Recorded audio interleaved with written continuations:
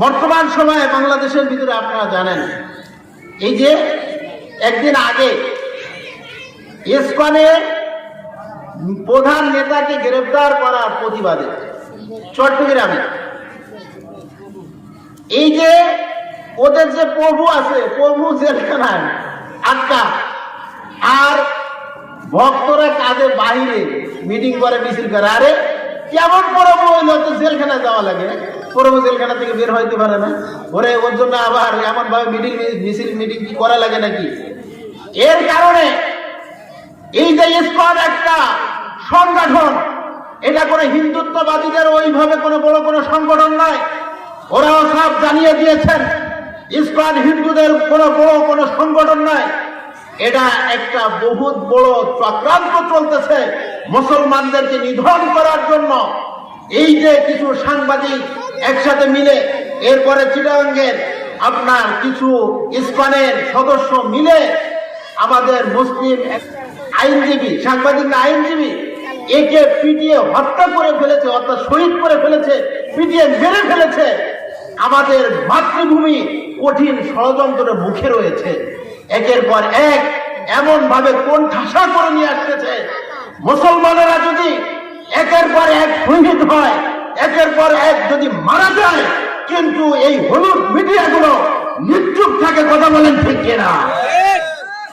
কিন্তু বাংলার জমিনে যদি কোনো হিন্দুর একটা গরুর বাচ্চা একা একা মারা গিয়েছে, তারপরে মিডিয়া একের পর এক উপস্থিত হতে ওখানে কোনো দেরি হয় না। কথা বলেন ঠিক কিনা? বর্তমানে এই যে প্রথম আলোর অফিসের সামনে ছাত্ররা ওরা একটা শান্তিপূর্ণ আয়োজন করতেছিল, এই শান্তিপূর্ণ আয়োজনের উপরে হামলা করে এই ছাত্রদেরকে এমন ভাবে আহত করেছে, নির্মমভাবে এদেরকে ওখান থেকে বিতাড়িত করেছে। কেন এমনটা করলো? প্রশাসন, নিশ্চয় প্রশাসন আরো এদের পক্ষ নিয়ে এদের উপরে হামলা করতেছে। বর্তমান এই যে পাশে, আপনাদের এই যে পাশে দেখা যায় যে মাদার কেন্দ্রিক একজন মানুষ মেরেও ফেলেছে, কোনো আওয়াজই নাই, খবরই নাই। প্রিয় উপস্থিতি, আমাদেরকে সতর্ক হতে হবে। আর এটা জোর দাবি প্রত্যেকেই জানাইতে হবে, বাংলাদেশের ভিতরে কোন পরাশক্তি হিন্দুত্ববাদী সংগঠন যেটা ইসকন নামে আত্মপ্রকাশ করেছে, এই ইসকন নামে যে সংগঠন আত্মপ্রকাশ করেছে, অনতিবিলম্বে অচিরেই একে নিষিদ্ধ ঘোষণা করতে হবে। কথা বলেন ঠিক কিনা? আমরা সরকারকে, বর্তমান অন্তর্বর্তীকালীন সরকারকে স্পষ্ট ভাষায় জানিয়ে দিতে চাই, আজকে আমাদের এক আইনজীবী ভাইকে তারা হত্যা করেছে, একের পর এক মুসলমানদের উপরে চড়াও হবে।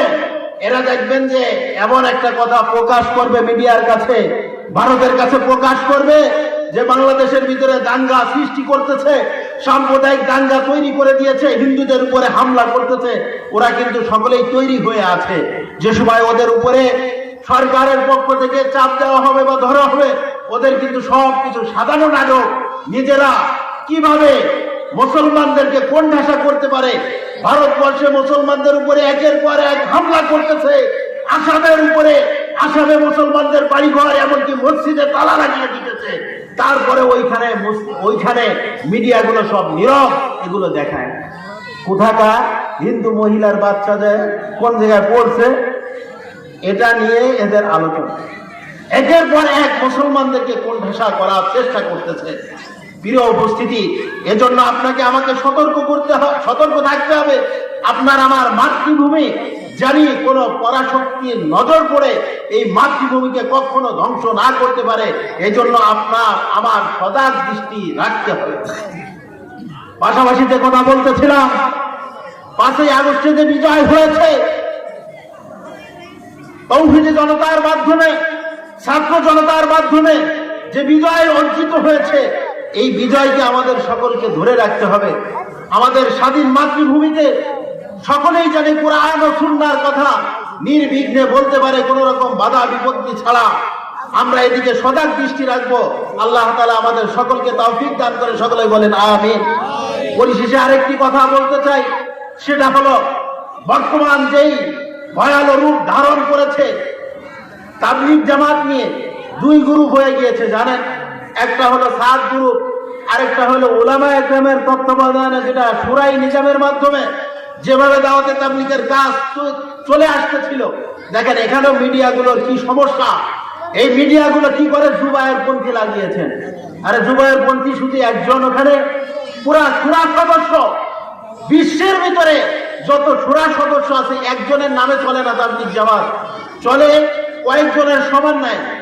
যে সময় তাবলীগ জামাত বিভক্ত হয় নাই, কাকরাইলের ভিতরে 6 জন মুরব্বী ছিলেন, এর ভিতরে 4 জন একদিকে আছেন, আরেকজন ইঞ্জিনিয়ার ওয়াসিম সাহেব, সাথে আরেকজন আছে, এরা 2 জন একদিকে চলে গেছে, অর্থাৎ সাদ সাহেবের অনুসরণ করতেছে। আর উলামায়ে কেরাম 4 জন আরেকদিকে, শুধু বাংলাদেশ না, ভারতবর্ষে, পাকিস্তান, পুরা বিশ্বের ভিতরে উলামায়ে কেরাম একদিকে আর এরা একদিকে ঘাড় বাঁধায় ফেলতেছে। সম্মানিত উপস্থিতি, আমাদের ভুলে গেলে চলবে না, সর্বদা উলামায়ে কেরামের সাথে থেকে আমাদেরকে এই তাবলীগের মেহনতের সাথে জুড়ে থাকার আল্লাহ তাআলা তৌফিক দান করে। সকলে বলি আমিন।